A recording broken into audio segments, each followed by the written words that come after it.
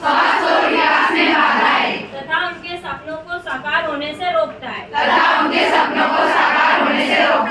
इसलिए मैं शपथ लेती हूँ कि मैं बाल विवाह के खिलाफ हर संभव प्रयास करूँगी।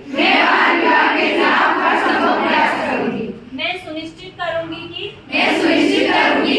मेरा परिवार पड़ोस और समुदाय में किसी बालिका का बाल विवाह न हो।